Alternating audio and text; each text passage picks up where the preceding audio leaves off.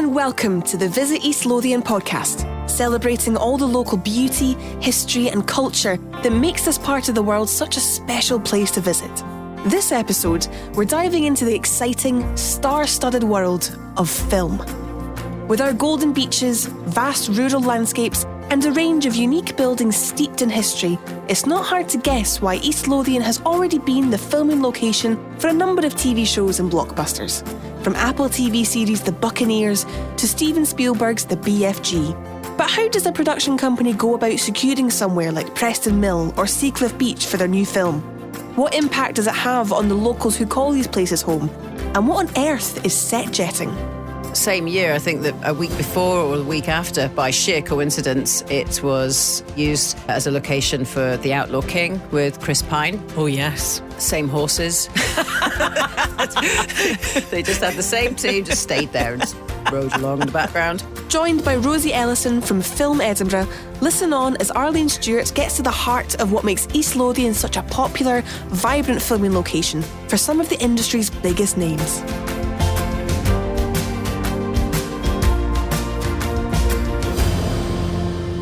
My name's Arlene Stewart and I'm very excited to talk to Rosie about this. Rosie Ellison, film manager with Film Edinburgh. Welcome to the studio. Thank you very much. Very excited to be here. Now, first of all, just tell me about this incredible job that you have. What exactly is your role? Well, I work with East Lothian Council to support their coordination and attraction of filming in that part of the world, in the lovely east coast of Scotland. So I work with filmmakers from all over the world. If they get in touch with me and they might say, oh, I'm looking for somewhere to shoot my next amazing, fantastic blockbuster. It could be anywhere. And I'll be inquiring a little bit more about what kind of things they're looking for. And if there's anything we can do to bring it into East Lothian, then I'll make sure they see it. So I've got access to images from all sorts of places in East Lothian, lots of castles, lots of countryside, lots of amazing beaches, stately homes, towns, villages, etc., etc. I'll just feed these in, try to get them interested in them, and then try to get the filmmakers to come and look at it. And thankfully, our colleagues in the council are really behind filming. They really get it. You know, they kind of understand the benefits of it and will do what they can to support it. So, because I guess you don't have to be a genius to work out that if you are showcasing this beautiful part in the world on a big movie, you're going to get tourists coming here in their thousands. Do I need to say Outlander? We'll talk about that a little bit later on. So how do people, I mean, obviously filmmakers get to know you and you build these contacts and these relationships. But someone new coming on the scene, how do they source you? How do they track you down? Well, lots of it is word of mouth, of course. I mean, if they're brand new, they're probably going to speak to somebody who will head them off in our direction. Sometimes they come in via East Lothian Council colleagues who will bat them onto us because they've got other things to be getting on with, at least in the initial stages. Sometimes they'll come in via Visit Scotland or Screen Scotland, the national screen agency. Other times they'll just find our website, filmedinburgh.org. It's pretty well Googled or spidered or whatever it is that technology does these days. It's quite easy to find. I mean, if you put in filming in East Lothian, it will come up at the top of the list. So they will find us and we'll start that conversation. I would imagine you are now the type of person that anywhere you go in this area, you go, oh, that would be a very good location. Yeah. I mean, is that how your mind works? You're probably never off. It's quite annoying for my family, yeah. Also, when I'm watching the TV or in the cinema, I'm quite annoying. We're going to have to talk about some of the places that have been used as either a film set or a backdrop. So just talk through some of the areas and some of the films that and companies you've worked with over the years that have used East Lothian as the inspiration set piece. Well, obviously, there is Outlander. We may as well start with the big one. That's very prominent. East Lothian has featured in all of the series to have been released so far for Outlander. Right, all of it. All of them. Every single one. They have been in East Lothian in different places.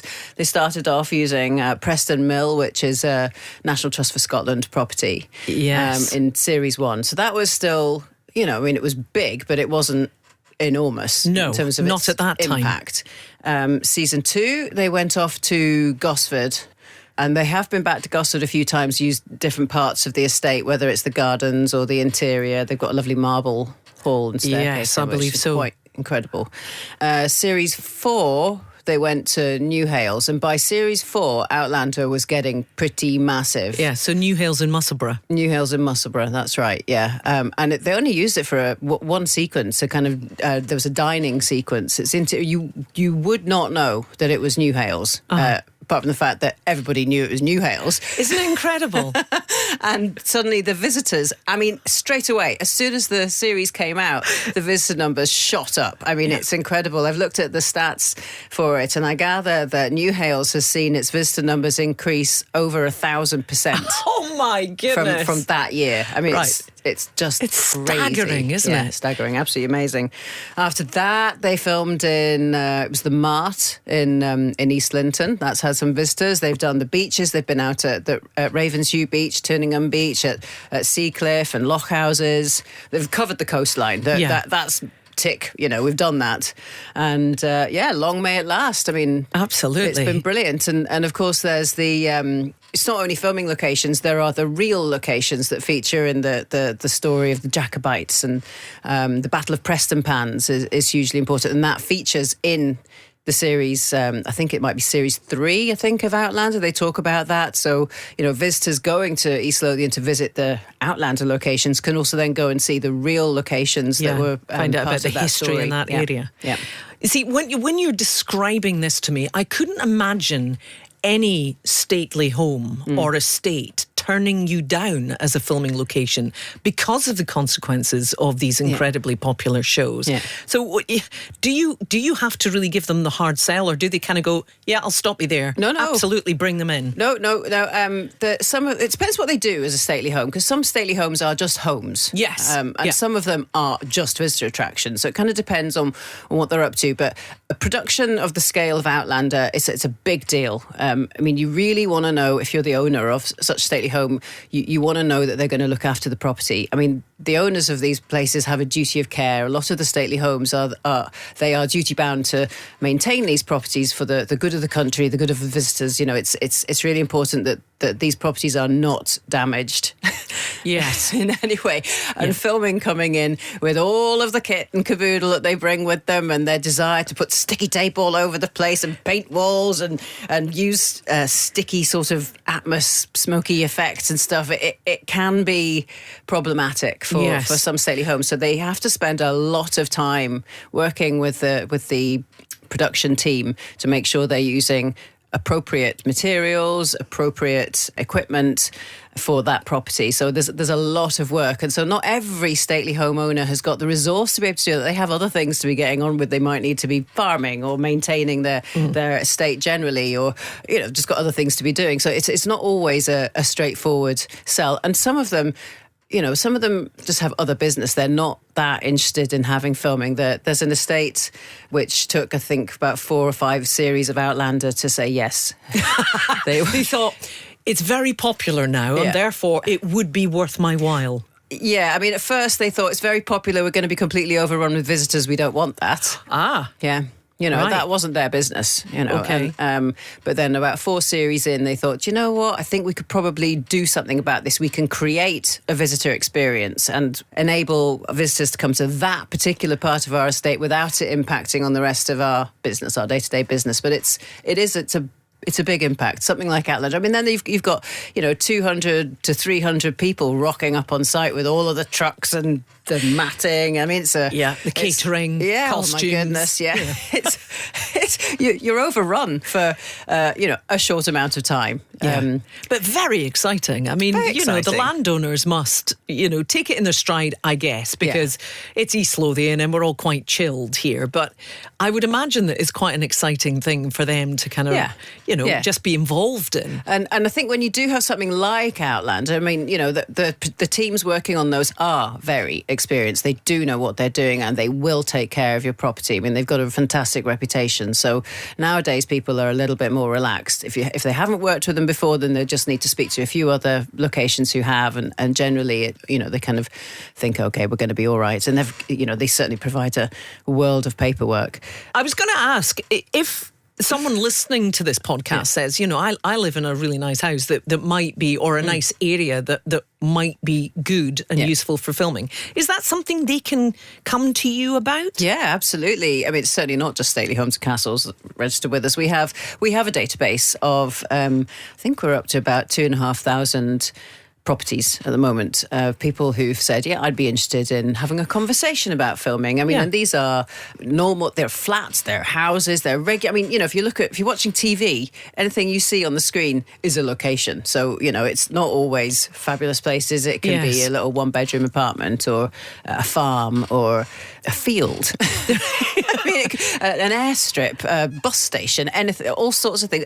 A derelict factory. I mean, if you know any derelict factories, I definitely want to know about them. Okay, good. Well, we'll get the people who have, empty hospitals. I mean, I'm sure there's loads of them lying around. There aren't, by the way. But right, okay. Yeah, funnily enough. But things like this, they're hard to come by, and we do get asked. So we have a database of a lot of different types of properties right across the board. And these are people who've said that they're interested in having filming in their property. It doesn't mean that you have to accept it. What it means is that we're going to put the filmmakers in touch. If they get in touch and say, I'm looking for a 2-bedroom flat or a family home with a garden, with a trampoline in it, and a bay window in the living room looking out over the sea, for instance, with a green carpet, then it could be quite specific. Then we're going to go through our database and pull out all of the properties that fit that, and a whole load of things that kind of in the ballpark, maybe some things a little bit left field, and chuck them in the mix and see whether the film crews are interested in going to see it. And then I'm trying to get them to go and get in touch with those location owners as soon as they can to go and see it for themselves. That's the main thing, because obviously if they see it, then, I mean, there's one thing seeing a picture, and a picture tells 1,000 words. I think anyone buying a property knows that. You want to go and see it. Yeah, absolutely. You definitely need to see it. I must say, we do not use those fisheye lenses. The pictures we take are pretty straight. But nevertheless, we want people to go and see it, because the other thing is that they might go in there thinking they want the living room with the bay window and the green carpet. But actually, they might think, but the kitchen next door is absolutely fantastic. They didn't mention the kitchen, but now look at this one. It's 1970s era, but I don't know, wooden or something. And that might absolutely tick the box for them. So we'll try to get them to go and see every location that we can, and hopefully they'll be able to create a package of locations in the area. If it's something big or if it's a commercial, it'll probably just be 1 or 2 places, and decide that that's where they're going to film it. I mean, they do try to cluster their filming so they don't have to move around too much. Well, it's all about reducing your carbon footprint these days, isn't it? Which is a great thing. Try to reduce your movement. You don't want people travelling hither and thither and hundreds and hundreds of miles unnecessarily. And also we'll be encouraging them to try to crew up locally as well. We've also got a crew database production guide, so people that live in East Lothian register with us. I mean, obviously crew will work all over the country, but we have a listing for all of the East Lothian based crew, and there's probably more than people think about. Now, obviously, we spoke about Outlander and its huge success, which is bringing tourists to this area in particular to see the locations. But I'd never heard of this, set jetting. Set jetting, oh yes. So that's the new thing, is it? That's what it's called? It's called set jetting. It's called screen tourism. It's called visiting locations you've seen on the screen. That's kind of what it is. But it's definitely a thing. I think it was around about Visit Scotland's 2016, I think it was, survey that first spotted that trend. They started asking people, what's brought you here? Why are you coming to see this? And a few people were mentioning things like Outlander or Rebus, or Highlander was still in the mix. But they've done another survey within the last year, and the numbers have gone through the roof. It's incredible, isn't it? I suppose, just to tailor-make your trip somewhere. Yeah. And I knew someone from France who came over here with her mother, and her poor mother was dragged all over Scotland because of Outlander. And she'd isolated these locations and planned her entire trip around it. But the joy is that she will have gone to see the Outlander locations or things that are related to Outlander, but her mum probably enjoyed it just because of the sightseeing that you can do. I mean, there's more to these locations than just Outlander, isn't there? So absolutely. It's almost like creating an itinerary around it, but appreciating everything else that goes on with it when you're there. It's a fantastic and fascinating thing. Now, are you able to give us a little kind of heads up on anything exciting happening somewhere in East Lothian soon? I am duty bound to not talk about anything that is coming. I'm afraid I can't give away state secrets. But the other thing is, of course, is there's probably not a lot of point, because with filming, things can change at the last minute. And so there's no point in saying, oh, in 6 months we're going to have blah, because it might just get cancelled or it might move or anything could happen. So, I'm afraid that's the secret. Gee, I hate people that just don't say things when they get the opportunity. Yeah. I would be terrible working in your industry because I would just blab it to everybody. It is fantastic, and it's great to see that East Lothian is as busy as ever with people wanting to use it either as a location for a big movie or whether it's just, tapping into some of the beautiful areas in East Lothian. Where is your favourite area?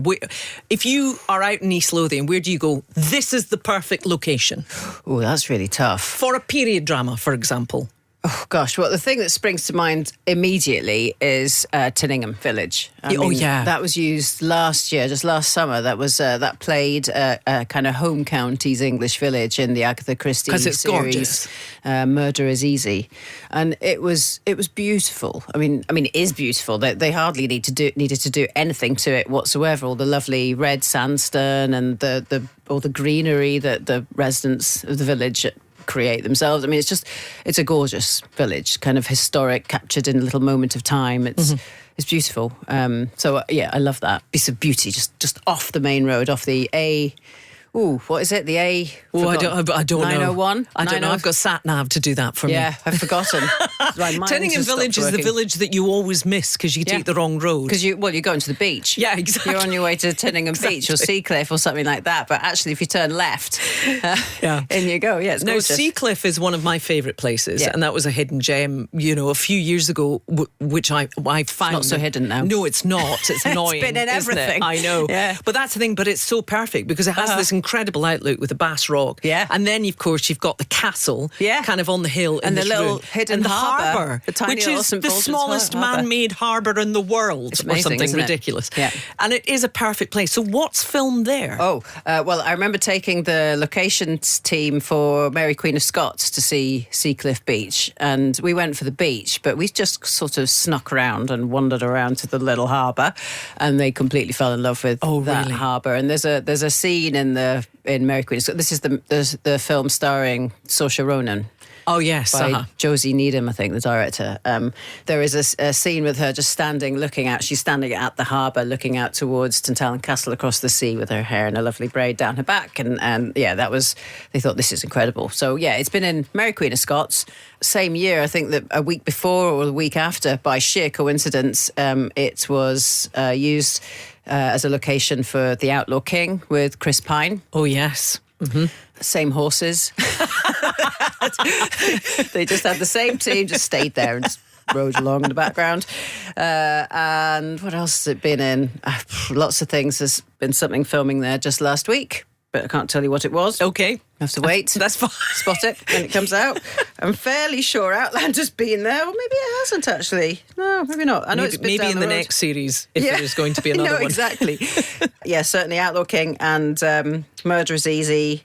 Lots of commercials filmed there all the time. I'm not surprised, and I wish I should just stop talking about it because every time I go, it's getting busier and busier and busier, and it's really annoying. But, I mean, this is my danger. It's like if people say to me, "What's the best filming location?" You're saying, "Whoa, back off!" It's don't want to tell you, just in case it gets really busy. Yeah. It sounds like there is a very bright future to East Lothian being used as a film location. Absolutely. I mean, do you expect it just to continue the way it is? Do you expect it to grow bigger and bigger? Yeah. I mean, as long as filming continues. I mean, an advantage has been having a big film studio opening in Leith, which has given access to a lot of East Lothian locations when films and TV series are basing on the east side of Edinburgh. Just pop out and go and get a bit of a beach or a nice harbour or something like that, where, if they're in Glasgow, then they're less likely to travel as far as this. So that's been helpful. I mean, since the studio opened, we had Anansi Boys, which is a Neil Gaiman novel, which has been adapted for the screen. That I gather that's due to come out fairly soon, and that made use of some of the East Lothian locations. I've had another crime drama that was based in the studio just last year, which again popped out to East Lothian for a few locations. I mean, why not? If you're there, then it's on the doorstep. So that's certainly been very helpful. But that's the beauty of East Lothian, because you have every backdrop you could possibly need. Yeah, and it can play itself, or it can play, as it did in Murder is Easy, home counties England. I mean, it could play anywhere, really. You just find the right location. In Outlander, it was playing Versailles. Yeah. So there you go. Yeah. I mean, how different is that? I mean, apart from the weather, apart from that, it's perfect. Rosie, what's the process then? If you have come across a location that someone is interested in, what happens then? Well, first thing is that we speak to the owner of said location about the production that's interested, find out whether it is the kind of thing that they might be prepared to entertain. It's not going to work for everybody. There could be a conflict of interest. It could be a party political broadcast for a party which the owner of the property completely disagrees with. For instance, they might not be able to do it, or it could be for a bank, and it could be a. Anyway, so the conversation ends there. In that case, absolutely. In that case, we don't put them forward, or it could be they're going on holiday and it's just not going to work. They can't make it happen. So but if they're up for it, the first thing to do is to try and arrange a time for the film crew or the location manager anyway to go and see that property.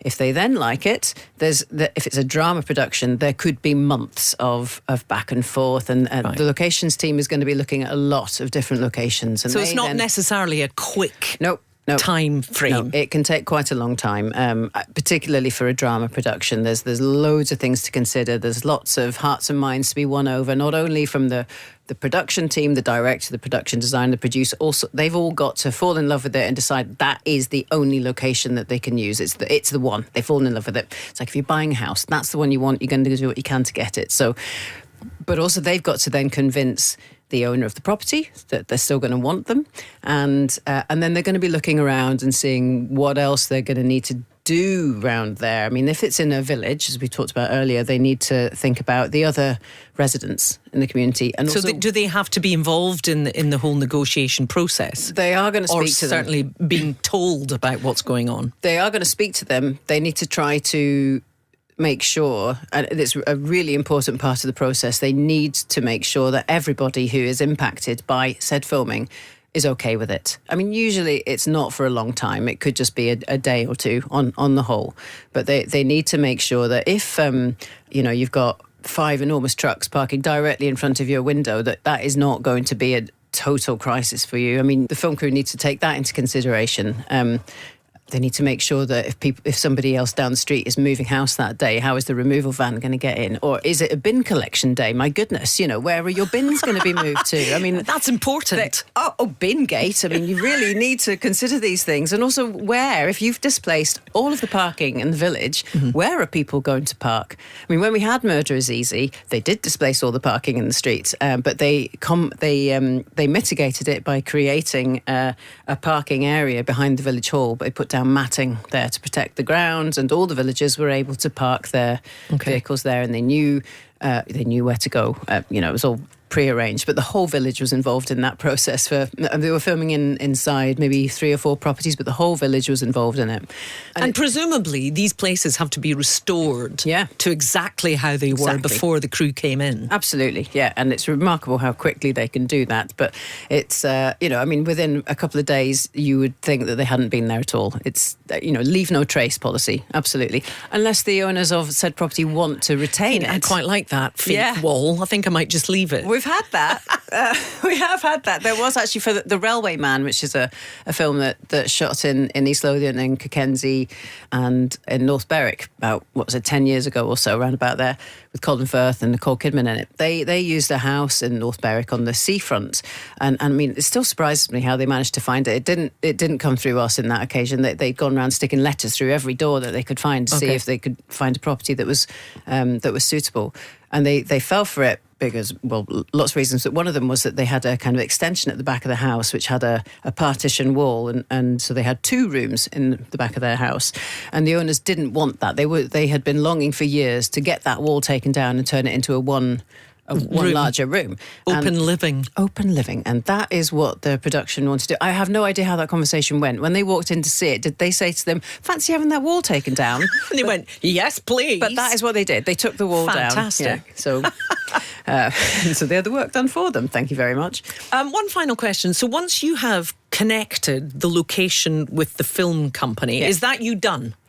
No, we'll stay on board. We're then going to be working closely with them to facilitate it. So we're going to make sure that they're speaking to all the necessary people, not just the people in the village or the town, but also to the relevant services within East Lothian Council. It involves a whole load of people. They're going to need to speak very likely to the roads guys, the guys that deal with parking, could be the countryside team, the rangers.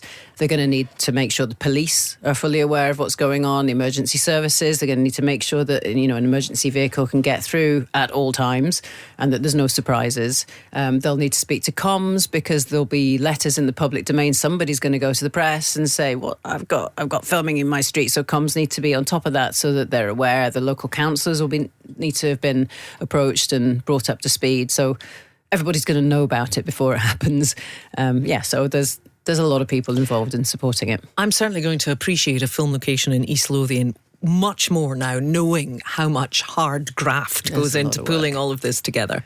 Well, you know, keep your eyes peeled over the coming months. It's looking quite you are busy. such a tease. Fingers crossed. Things could change.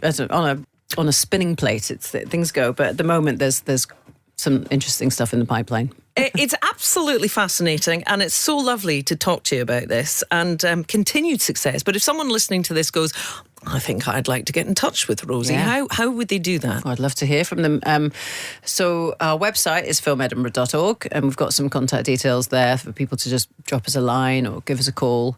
Happy to hear from anyone who's interested in having filming at their property, whatever it is, whatever size it is, and, you know, we can have a chat about the possibilities. We deal with drama productions, but we also work with commercials and factual TV as well. And factual TV encompasses quite a lot of things, you know, documentaries, reality TV. We've had the Made in Chelsea team up here quite a few times. Towie has been here. All sorts. Cookery shows. I mean, it's all sorts of things that come up all the time. So, you know, you might not get a 250 strong crew in your one bedroom flat, but you might get a team of three. Or you know, you might get 4 in a bed or something like that if you've got an if your Airbnb luck's in, or a that would be hotel great, or something. Yes, we're not talking anything kinky. I'm just name dropping a programme. Well, it's brilliant, and I'm delighted that East Lothian is holding its own when it comes to locations. And thank you so much for coming in today. It's been a pleasure. Continued success. Yes, I hope so. Thank you. Thanks for listening to the Visit East Lothian podcast. Make sure to rate and subscribe wherever you get your podcasts, and check out our other episodes as we explore East Lothian's history, festivals, and another slightly muddier niche, agritourism. The infinity view that we have across the Forth to the Bass Rock and to Fife is incredible, and that's what people come for us, because we've made ourselves a destination. That's next episode on the Visit East Lothian podcast.